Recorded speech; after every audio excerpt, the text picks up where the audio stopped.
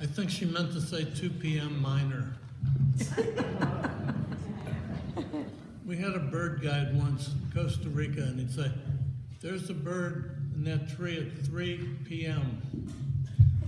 3 a.m. We never figured out what the difference was. I was with you. You were with me. Carlos, remember him? I know my birds. Oh yeah, I know my birds. So welcome everyone. We have a great night planned for you. Thanks again to Laura and Karen and Evie for doing this. They've had just a great time and really bonded. It's wonderful to hear this music at home. And I hope they continue on and on and on. So, as I said last night, since we have a bunch of new people, in the ancient Celtic cosmology, there's another world, and it's called the other world. And it's right next to this one. It's the home of music, poetry, story, imagination. And we can't just walk across into that world, but we could hover near the edge and be carried into it. And it's a place where anything could happen.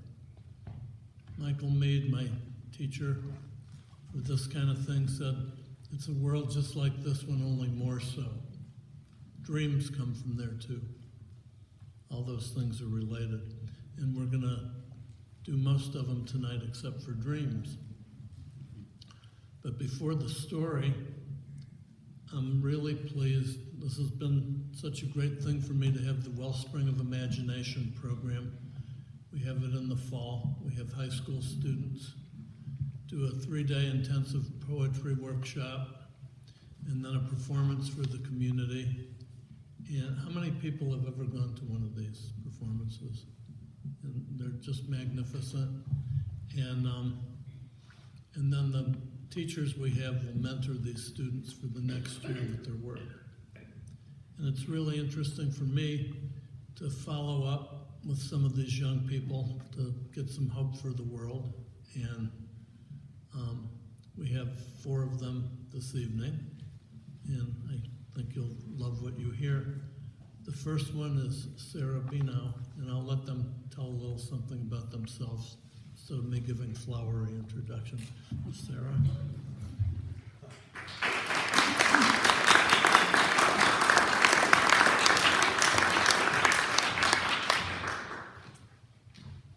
Hi everyone, it's nice to see you all. Thank you, Alan, for inviting me here today. I am a graduate of Wellspring 2014, so it's officially been a decade. I'm at that age where you start to think in tens of years instead of just last year or the year before, so it's good. It's really good to be here. And that experience I had my last year of high school, I got connected to Alan through my high school librarian, Mike Nolan at Bexley High School. And, you know, I was very privileged to go to a school that really valued the arts, music and theater, literary things were really highly valued at Bexley, and students were given a lot of support to do those things. But Wellspring was another experience entirely.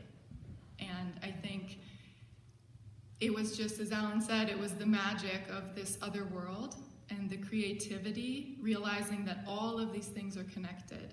You know, whether your language is music or dance or something with your body or writing or reading, it's all together, and it's all in nature.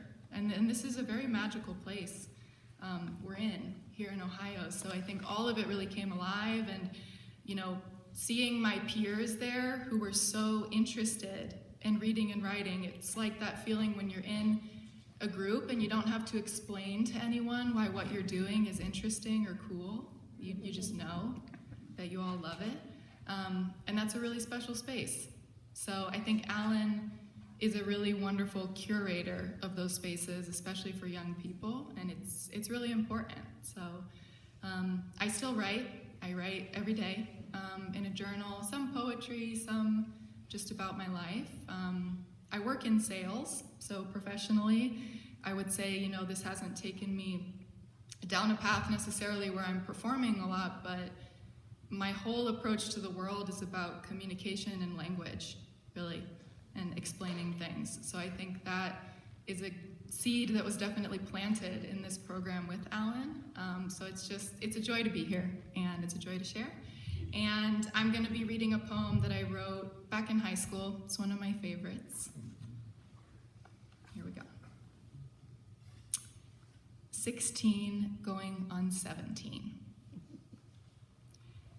We climb down to the rushing creek in a deep blackness punctuated by a velvet canvas of stars. Sliding off shoes, our bare feet relish in wet earth below our pearly, sturdy feet. We peel off pants, slipping out of shirts and into sisterhood. I sow our twinkling laughter into memory as we plunge into the icy water, wading into the silky current. I find your face in the dark and memorize it. Silent tears swim in my blue eyes as I remember that when the night breaks and the sun peeks its face over these towering pines, I will head home to my corner of the world, and you will fly west over mountains and roaring rivers. I drink in your freckled nose with its quiet silver ring, and I reach for you, our strong, graceful bodies dripping with memories as we proceed bravely into our last hours together.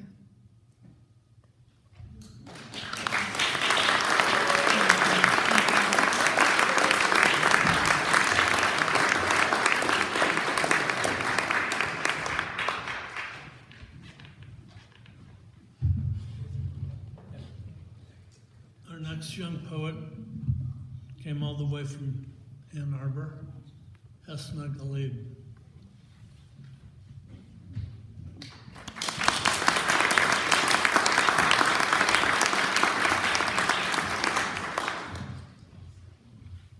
Thank you again for having me. Thank you to Sarah for taking me to church. That was phenomenal. Yesterday I talked about the valuable connections that my experience with this team has left me with, what Wellspring meant to me as a community. But on a walk earlier with some comrades, where we were looking at daffodils and some statues, and we found some really interesting morals along the way, I got to remember the way in which it allowed me to look at the world, especially the natural world, with a new lens. At Wellspring, we didn't just write. We met with photographers. We talked with Uncle Fudge about what the land meant to him. We walked around. We experienced it. We smelled it. We soaked it in. It's one thing to look at a piece of wood. It's another thing to be in a building, still smelling it, because it's all made of the earth. And you're warm and you're inside, and somehow you're still out there with the earth. Everywhere we go, we take it with us. But it's another thing, again, to be able to go out there and appreciate the magic of what we're looking at. And it's not just a tree stump. There are rings upon rings of history waiting within it. And that is one of the greatest gifts that I've been granted. The first time I came here, and all over again 5 years later. I thank you all for coming here with us and joining us and taking just a glimpse into this vibrant world that we all build with one another. You're a part of our cohort just as much as everybody who goes to sleep and has dinner with one another and watches Jenga towers fall over each other for 3 days straight, and then maybe speak again and again and again over the years. But even if you don't, you remember it and you carry it with you. And I give you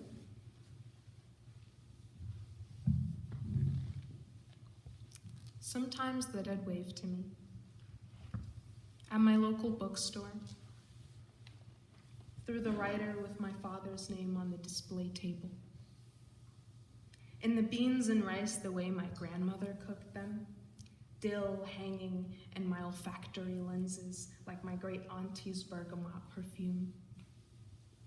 Midday at a clerk job I did in college, my late mentor's favorite song plays on the stereo. It's humid outside, and the air is thick with the scent of old paper. Pockets of sunlight and Michael Jackson's Accelerando ring like constellations ringing from heaven, as if to say, I'm here. I miss you too. Thank you.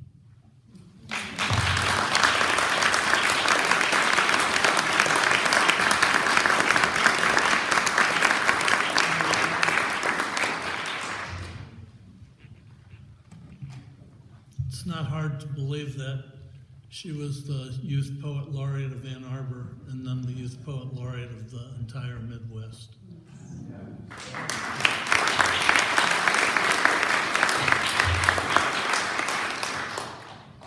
So our third poet tonight is a local,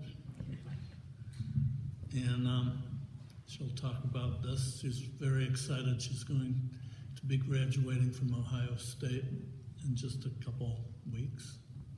And she was one of the two winners of the special scholarship to Ohio State that 2 people in each county get. And her parents liked it a whole lot. So, Grace Mullett.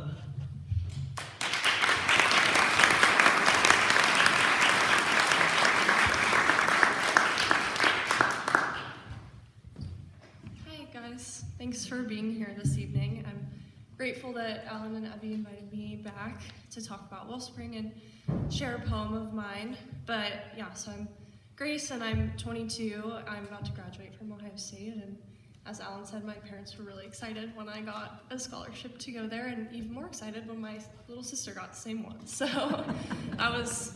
they always say they feel like they won the lottery with that, but Evie and Alan are family and friends of ours, and just like some of the most wonderful people and mentors I've ever met.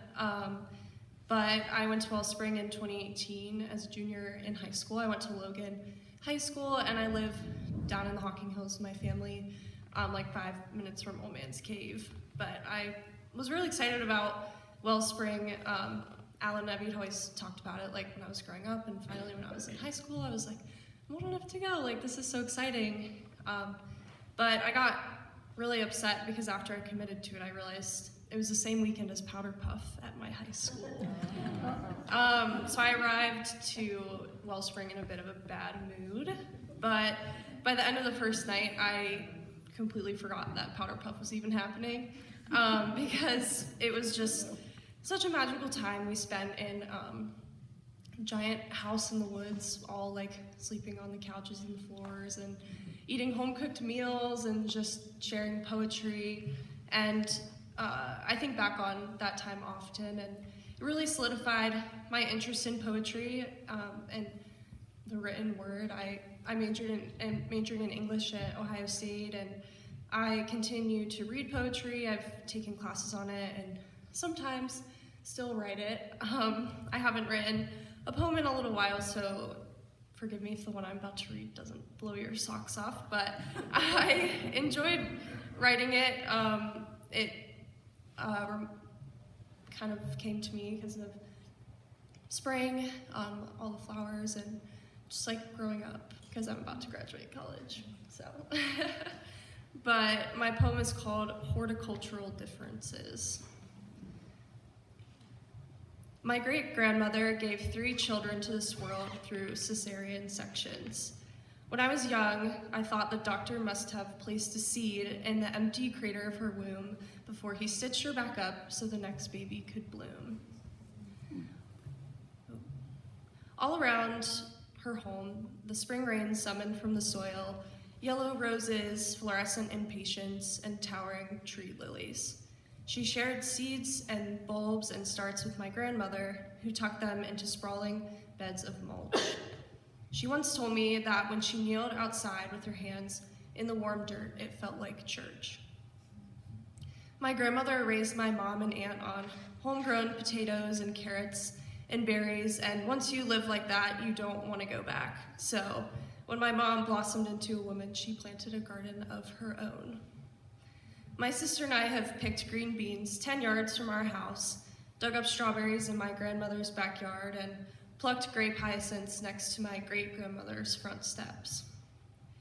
Today, I'm 22, and I can't keep a cactus alive. I moved from the quiet, fertile land where I was raised to a bustling concrete jungle. I do not know if I was built to grow a child. I cannot picture rolling hills on my torso or a seed baby bursting from my body like a plant from the earth. Sometimes my heart swells when I imagine showing my daughter the gardens her grandmothers have grown and the flowers I hope I'll learn to coax from the dirt. But other times I want to save her from this world because I'm afraid she will not get the chance to plant a garden of her own. Thanks.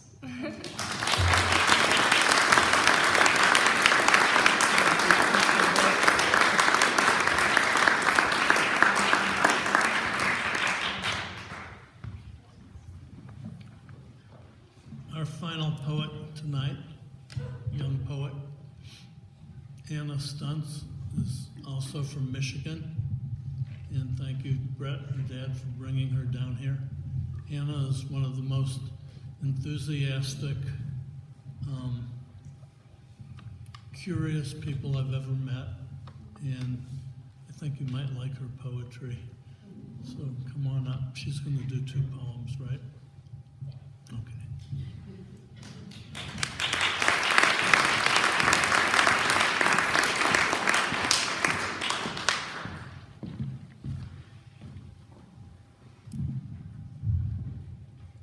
I went to Wellspring last year, and it was one of the best experiences I have ever had. It really taught me how to better connect with my poetry and use the poetry to say something that really came from my heart. And I learned this through my mentor. I learned this through the whole experience, and it was just so wonderful to be somewhere where being vulnerable and expressing your emotions in the purest form you could was encouraged. That was so wonderful, and I am from the bottom of my heart grateful to Alan and Evie and everyone who made the program possible.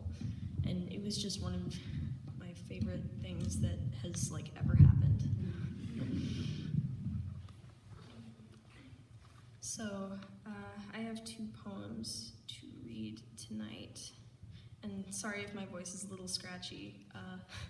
It's been doing that a little bit lately, but hopefully it'll be all right.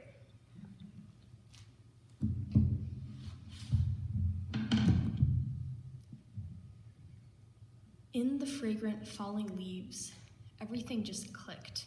Imperfectly, imperturbably, cosmically logical microcosm of wind and rain that trickled, inspired awe, never such a diverse, bursting flaw full of conifers, and it smelled so good, as peppermint wafted through the air, a molten gold hill, a root-quilted stare. It was warm like hugs and cold like the clear blue fall sky, as truth found my soul and left it bare, as laughter lilted like a sunlit cry.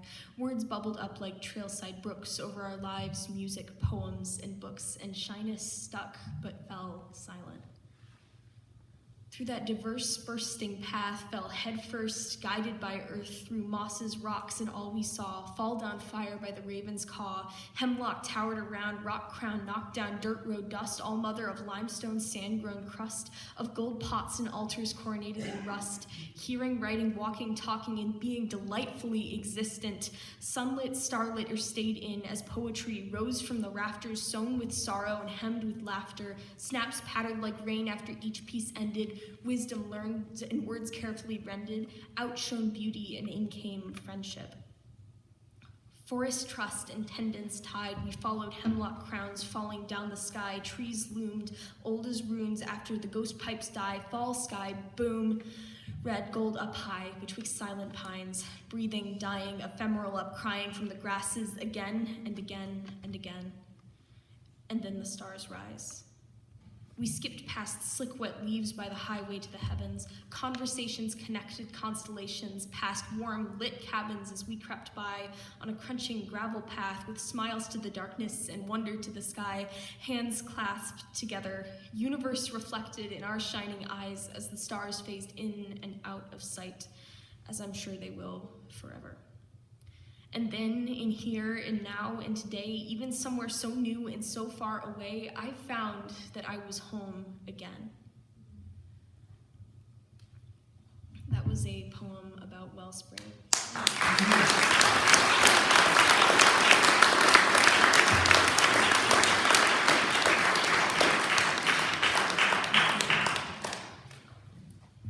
I wrote it while I was there, and that was just like, I feel like Wellspring really taught me how to express those emotions, and that was just something I really wanted to say. It was how I wanted to say thank you. This next poem is called Hope Is Not Enough, and it's about climate change. There will not be a future if we do nothing but hope on the inadequacy of our own inaction and such a delayed reaction when a temperature rise of a fractional degree in every corner of the world means some level of catastrophe. To bet on pure theoretical volition in hopes that it somehow lowers our emissions, our burning, breathing addiction to oil, to gas, to CO2, and storming our ecosystems, it'll storm us too. The data is consistently insistent. Heat's correlation to carbon climbing higher, we can either sleep through the smoke in silence or curb the source of the fire. But there is not an option beyond hope. No, they're too drastic. We'll just drown in our pollution, our sewage, and our plastic. Fantastically, miraculously saved by a new, desperate generation and a planet raised, and an ill-conceived climate plan's far-off creation, and some distant iteration of greenwash technology too slow to save humanity, ecology, biology, and time is running out. Because now has come a time where hope is not enough. But not all hope is lost either. We still have time that we can make the most of. We still have a planet we'll protect it in a way that we're proud of because we love Earth and each other. And I do have faith in myself and in all of you, but faith alone isn't enough to tide us through, to save us from certain doom without translating that faith into actionable change.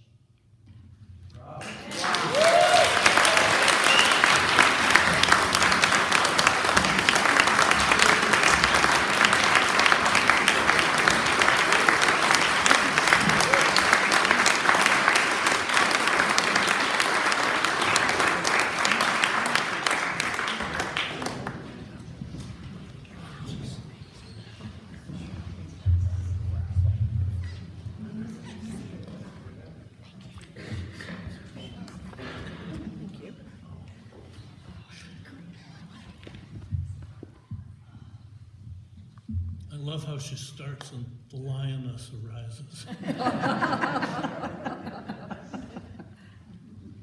Make sure during our intermission that's going to come up after this story to talk to these young people and tell them how much what they're doing means.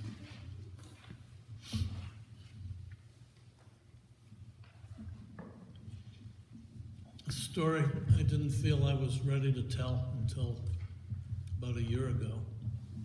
Still kind of gets me right in the gut, so in case there's a little hesitation here and there, I'm just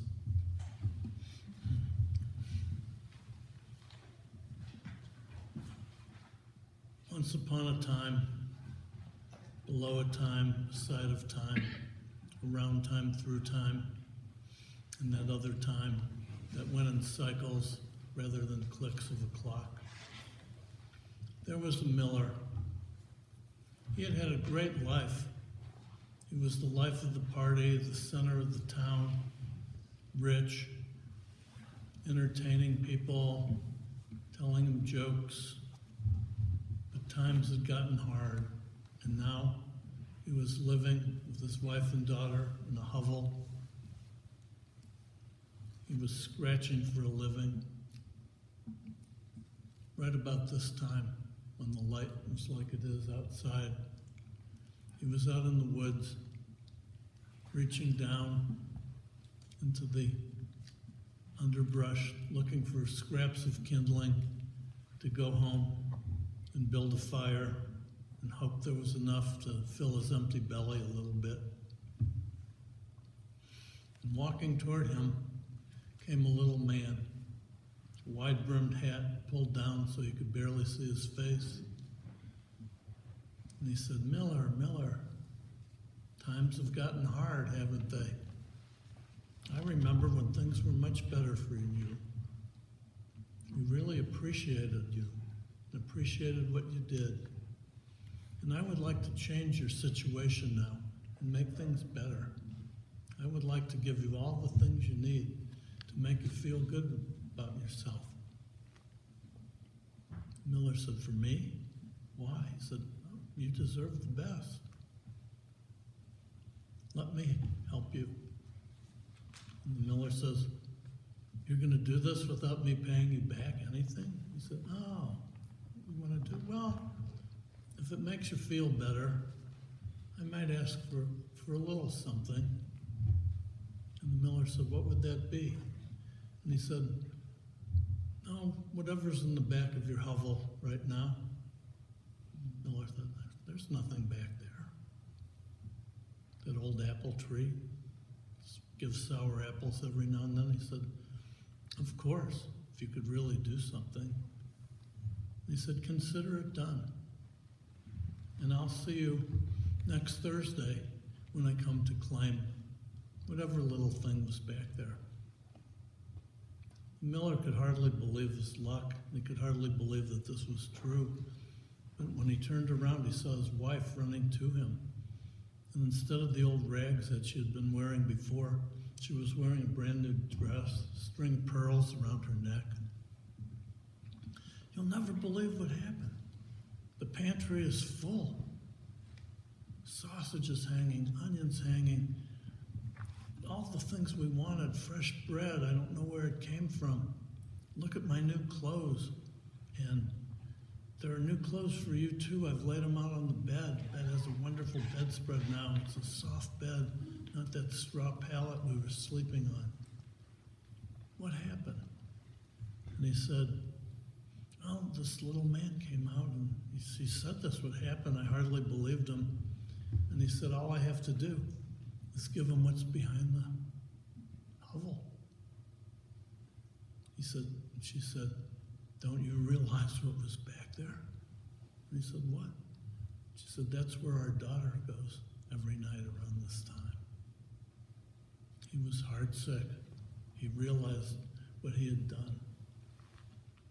But it was too late to change. And that Thursday, up came the man, the little man, the big hat.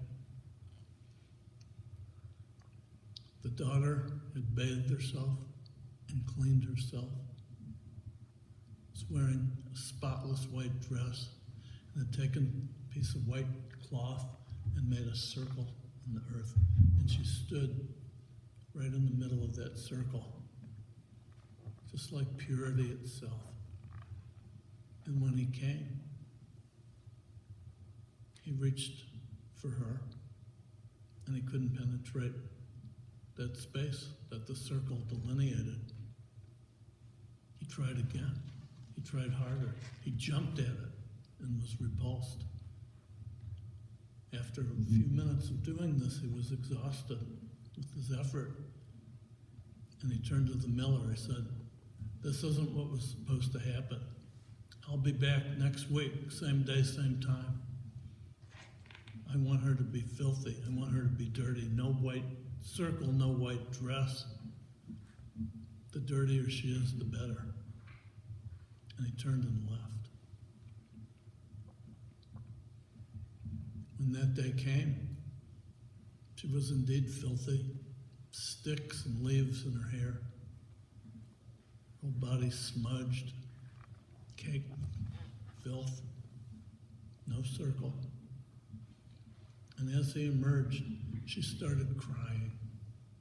Not boo-hoo crying, not hard crying, but the kind of crying that you might do once in your life when things get so terrible. And as she cried, the rivulets from her tears went down her face and started to wash off the dirt, and went down and washed her clean. And as she sobbed, he reached for her, and once again, he couldn't get her. And the same thing happened as the week before. He was furious, he was exhausted. And he said, Miller, you're not paying your part of this bargain. When I come back next time, I want it so she can't wipe the dirt off of her face or her body. And what you need to do is take this silver axe and cut off her hands. Yeah. And if you don't do it, Miller, I will cause a plague to descend on the town, and everybody will be told, and they will believe that you're the one that caused this. I'll be back in a week. The miller didn't know what to do. He was afraid. He took his daughter to a stump, placed her hand on it, took the axe, and cut off her hand, and then the other one. He bandaged the stumps. Again, she was covered with dirt, twigs, leaves. He came for her. This time, there were some tears, but they were tears of anger. And when he tried to get in, she looked at him right in the face, said, "Fuck you." Even someone like him realizes sometimes that after 3 tries, it's not going to happen. He walked away in anger, stomped off, disappeared into the woods.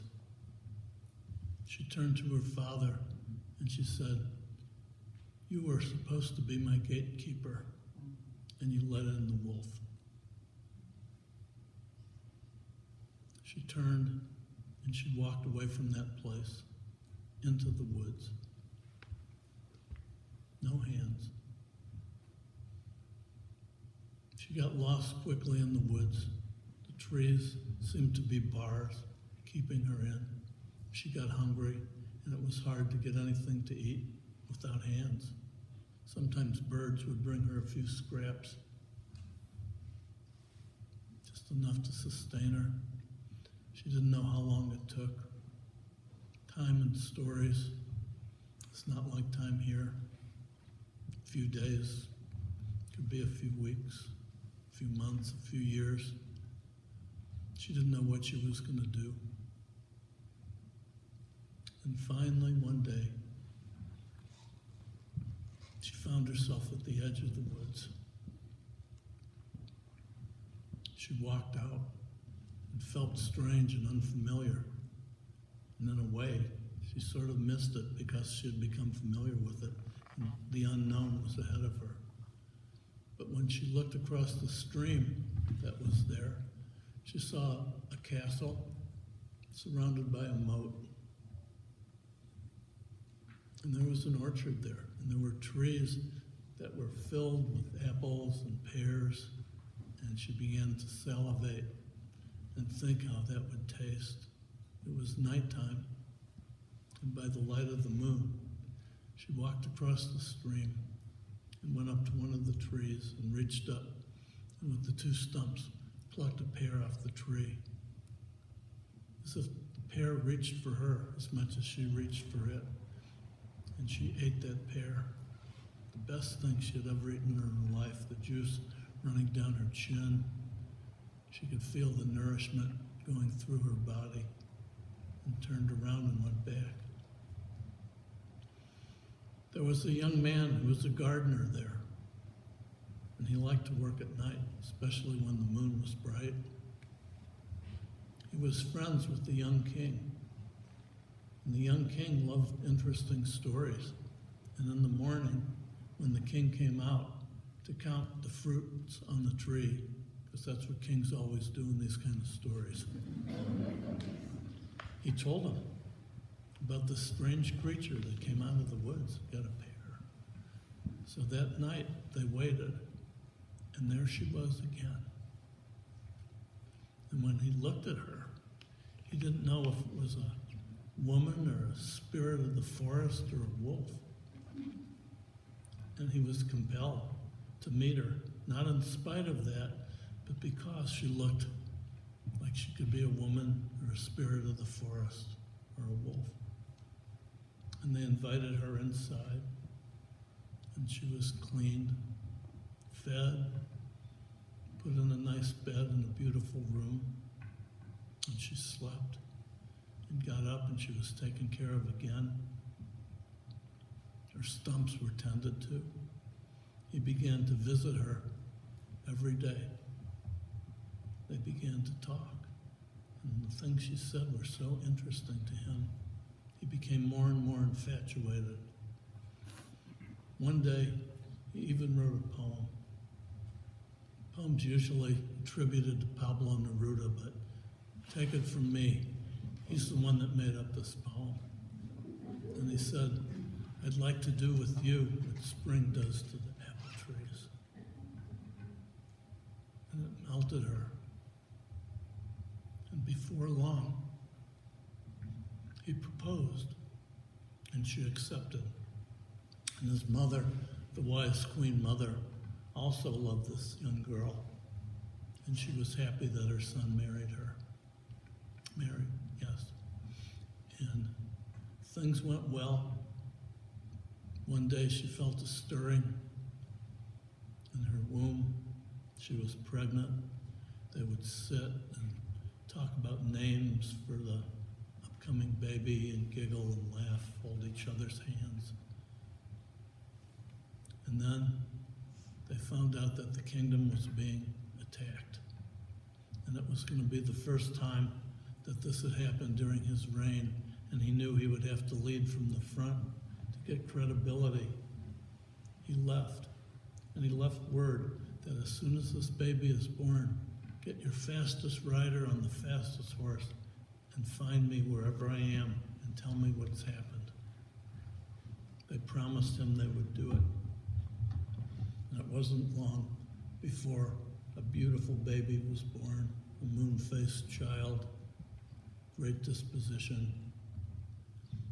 They got the fast horse and the best rider, and he headed toward the front where the battles were being fought. He got there, kind of to the same place where that miller had been, and a little man stepped out of the woods wearing a wide-brimmed hat pulled down. And he said, "Aren't you tired?" "Yeah, I am."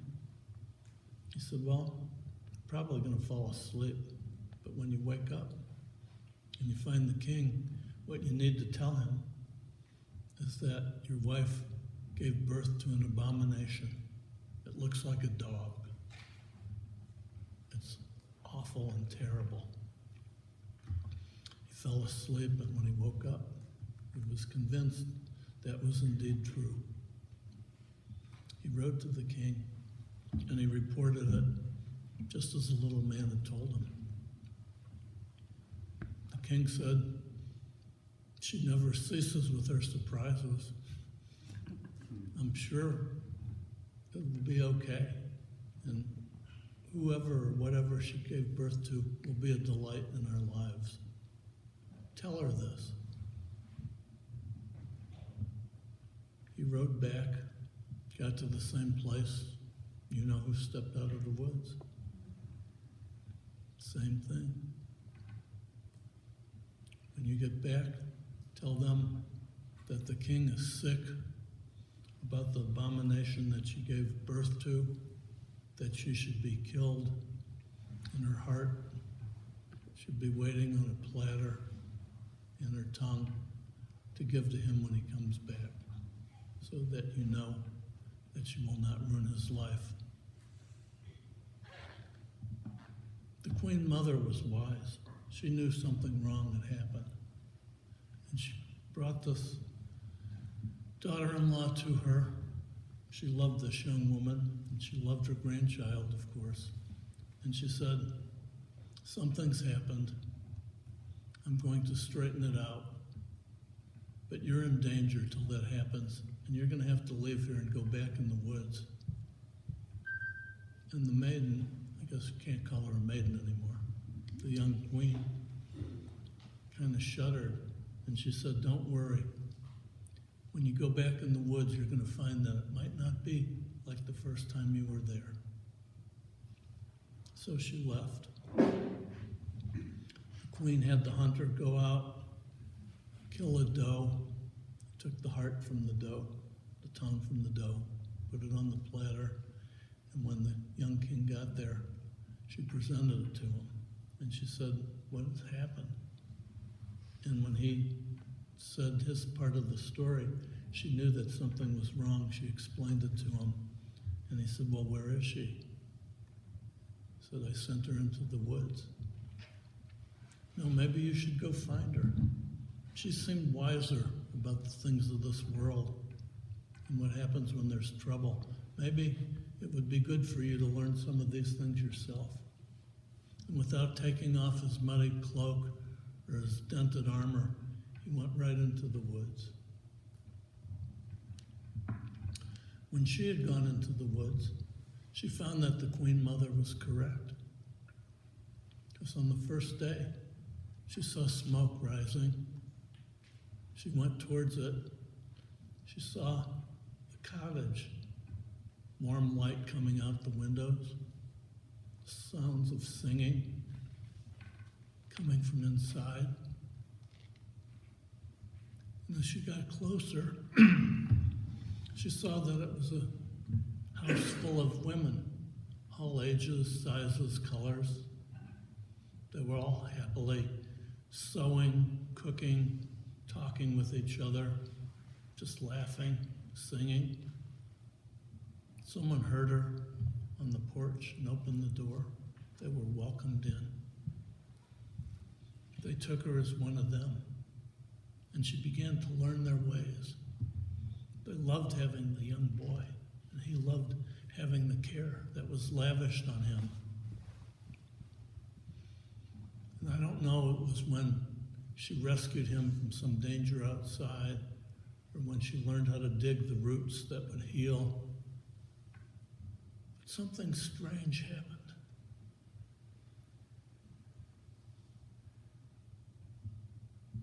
Her hands began to grow back, little by little. And she continued her life with these ladies who called themselves the Ladies of the Woods. Her husband was going through the woods. It seemed that it was all brambles and thorns, pitfalls. There were black bears threatening him. Hard to find anything to eat. But he wouldn't quit. He kept looking. And a year passed, and another, and another, and another, until he lost all track of time. He wouldn't give up. And one day, he saw some smoke and went towards it. It was a rustic house. There was raucous singing, bawdy jokes coming out, smell of good food. He went in. It was a group of men singing, joking, laughing, whittling, making things. They instantly accepted him. They brought him a bowl of elk stew, some crusty bread that had just come out of the oven, a tankard of ale. It tasted so good.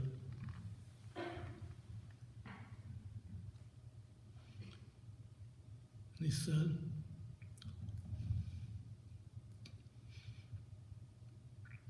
if you heard anything about a young woman with a young child.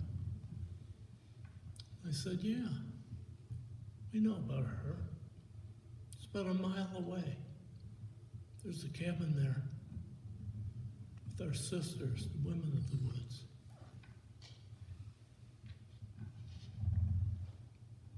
He explained what had happened.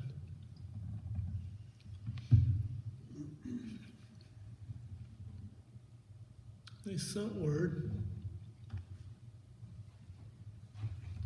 The women told them to come the next day. They put on their finest clothes. They marched towards the house of the women, singing. The women met them, singing. The oldest man, the oldest woman, held a veil, and they led the young king up on one side and the queen on the other. They dropped the veil, and they were looking in each other's eyes, the way you do maybe once in a lifetime, but that once is enough to keep the bond from ever breaking between you.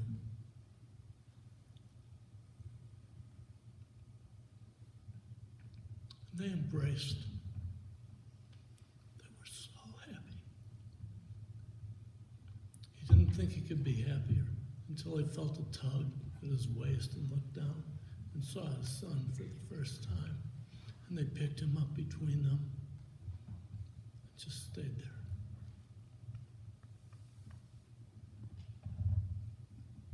They lived happily for a long time. And the son became a storyteller. And he traveled around old Europe.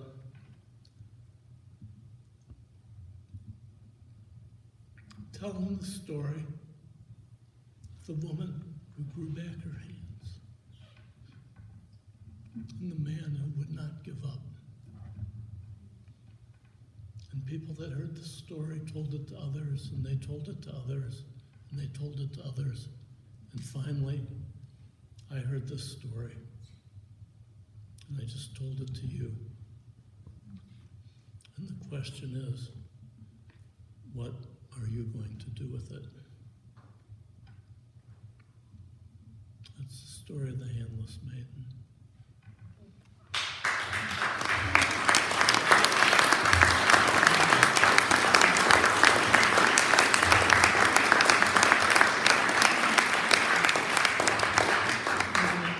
Short intermission.